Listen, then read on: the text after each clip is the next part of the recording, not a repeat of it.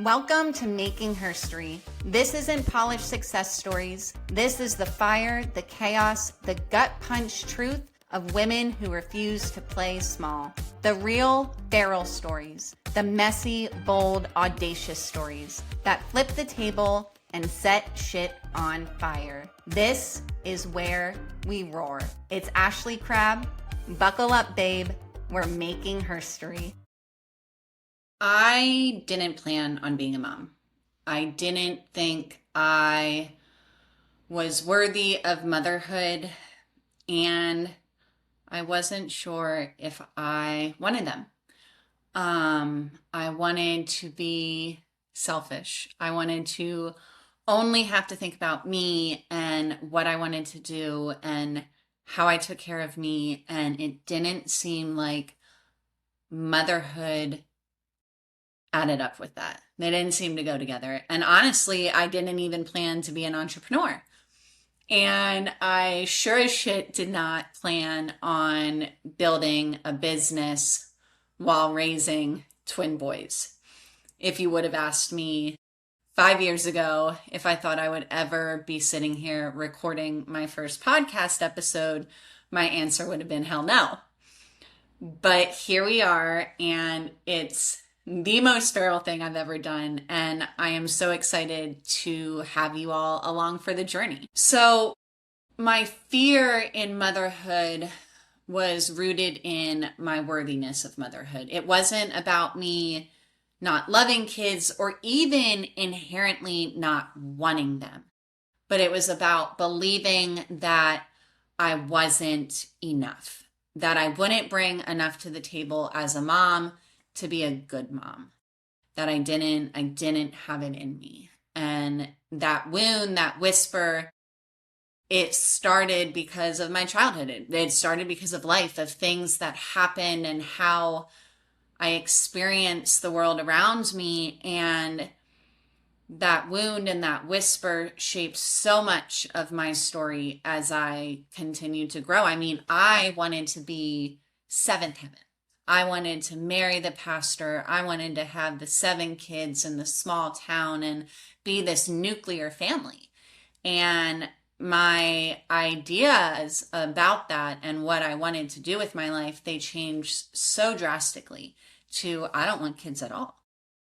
To 2020 hits, and my husband and I have been together for a couple years at this point, and he married me knowing that I didn't want babies, and we're on our little vacation, and I look over at him on the drive and I say, I think I want to be a mom.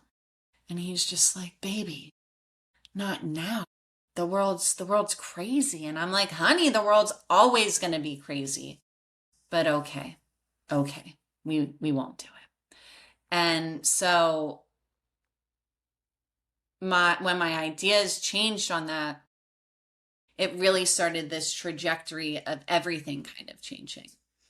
I was laid off in 2020, and it was the most gut punch moment I really had at this point in life.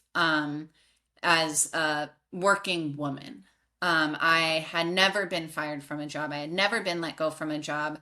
I have never experienced what we all experienced, and it was a pivoting moment because everything that felt safe and predictable and steady got ripped away, everything. And for a while, it really, really negatively impacted me. I made some not great decisions over a month's time. Got really depressed. My anxiety was super high. And it was in those moments where I realized I could have stayed small. I could have stayed in a victim mentality. I could have given up. I could have just stopped there. But I knew that that wasn't an option. I knew that I had to rise. And I actually have, can we see it? I have a she-wolf on my arm that I got tattooed when I was tired of my bullshit finally. My own bullshit. I got this she-wolf tattooed on my arm. And it's just my reminder that we will always rise. always rise. And so in that moment, instead of staying small and broken, I decided to go feral. And I created the crab that can.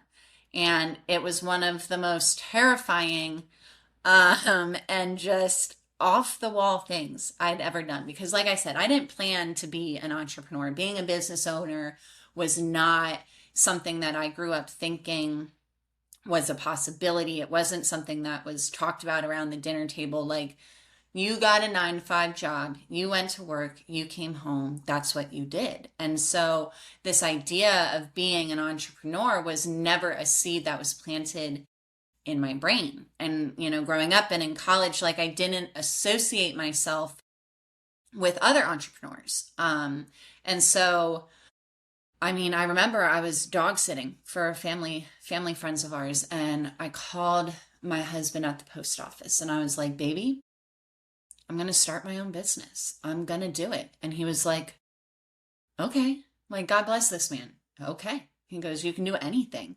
And so I was like, I'm going to do anything. And so in that moment, dog sitting in my friend's house, like, I decided that the crab that can was going to be born. And I birthed this business. And it was so invigorating, and taking that action, taking that scrappy, unplanned, fully self-made actions was the one of the best decisions I made in my entire life. Building something without a blueprint, without necessarily a solid game plan.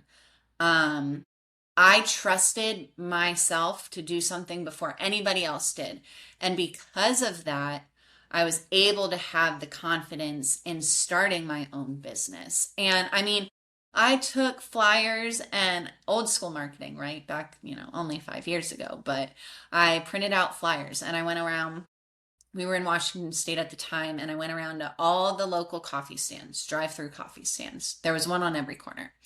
And I gave them my flyers and I said, hey, will you hang these on your windows? I went to, the local community boards that you find in grocery stores and things like that. And I hung flyers there. I posted on Facebook Marketplace and on Facebook groups. And I just did it. I just took action.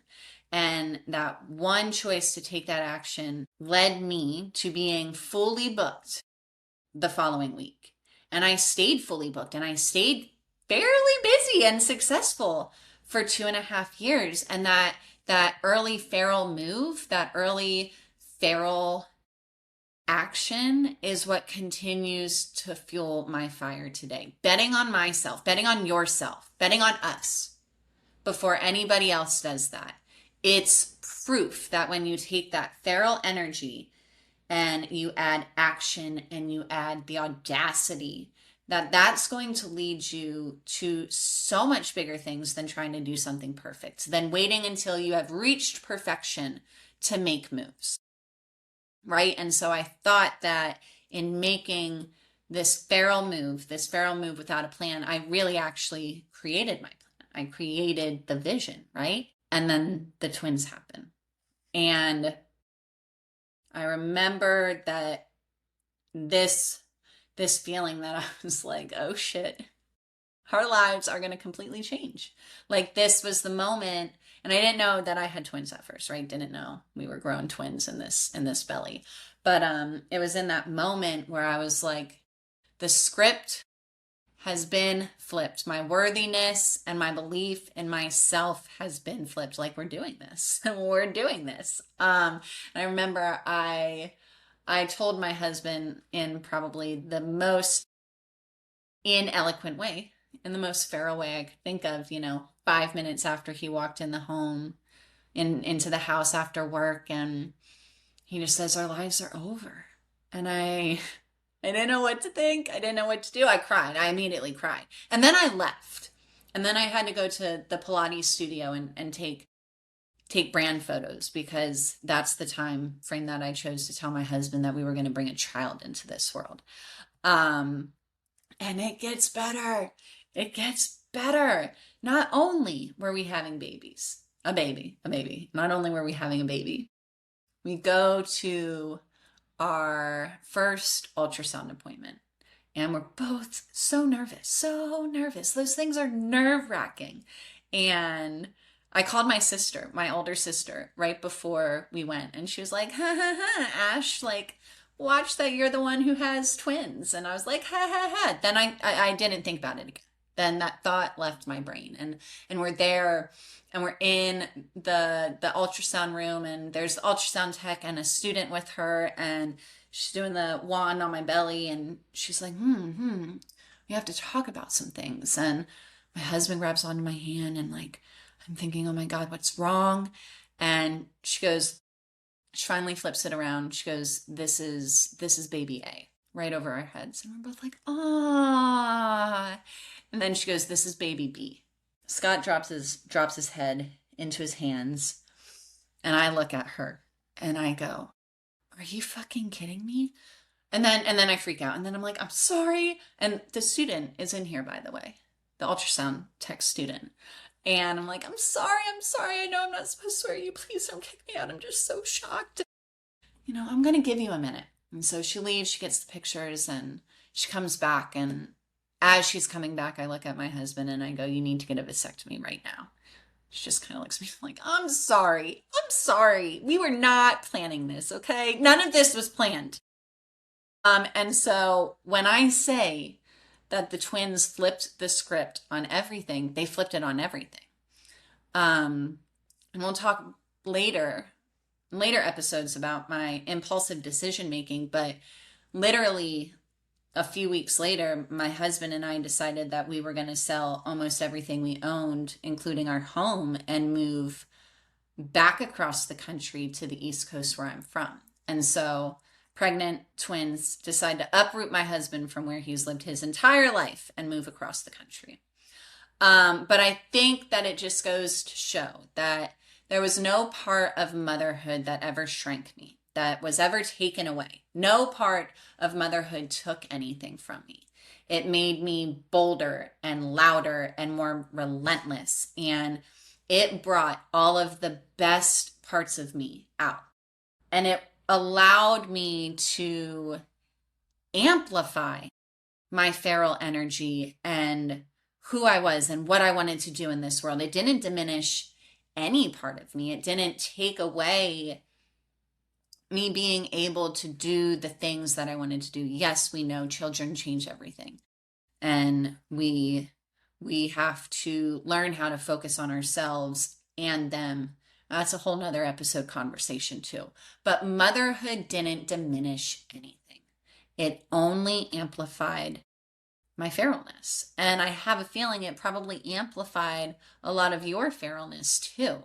And raising babies and building a business at the same time, like, while they seem like two separate storylines, they're not. They're never going to be. And you know that. You know that as a mom and a businesswoman, or just a woman, you know that you cannot separate your worlds. And to me, that's okay, because I want to bring my kids along for the ride. I refuse to separate my two worlds. I refuse to not show my boys what it is like to be bold and loud and relentless and feral. I want to show all of them that. I want to show them what it's like to follow your dreams and to go after what you want, and to never back down from that, to learn how to pivot. And they were the pivoting point of my whole life, of me figuring out me. And not only, did they change my whole life, and did they pivot the trajectory of my husband and I's life, but they're the reason for this business now. They're the reason why I'm doubling down. They're the reason why I'm rebranding. They're the reason why I'm speaking louder and going all in, because I want this life for us. I want to share this life and build this community and leave this legacy for us. And not just us, but for us. And I think that twins, kids, they don't derail your business. They don't derail your business plan. They become the fire under it. They become your ultimate why. I have lots of whys, right? But ultimately, it always comes down to them. And so I really just, I let them show me what it's like to redefine feral.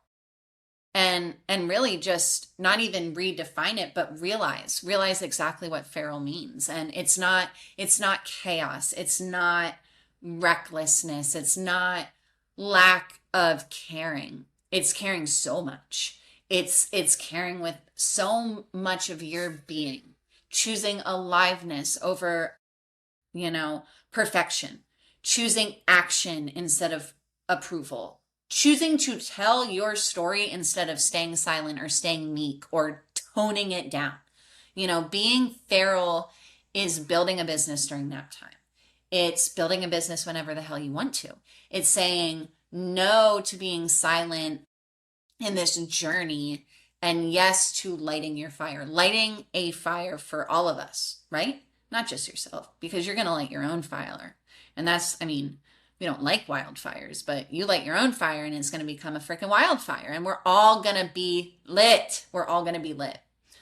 And so, being feral isn't just about me. And I think that you probably are grasping that now. Being feral is about every woman who's ever told that, she has to behave and shrink and wait for permission, wait for the perfect timing, have everything in order, have a plan. It's every woman's story who ever thought she wasn't worthy enough or loud enough or polished enough to belong. Being feral is about the women who are flipping the table, who are saying, we're rewriting the rules. We're rewriting the rules and creating spaces and communities that don't just look good online, that don't just have this pretty face, but they're actually unforgettable in real life.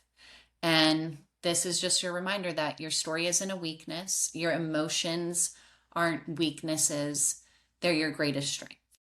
They are how you build trust, how you build connection, how you build community and spaces that women will never forget. And it's how you build your business, and it's about how you do motherhood and how you do it all at the same time. And so, feral women, you don't wait to be told you're worthy. We don't apologize. We are going to start creating, and we're going to remind the world that our stories are not optional, but they are the heartbeat of every community we build. You've been listening to Making Herstory. Remember, your story isn't optional. It's your fire, your power, and the heartbeat of every space you build.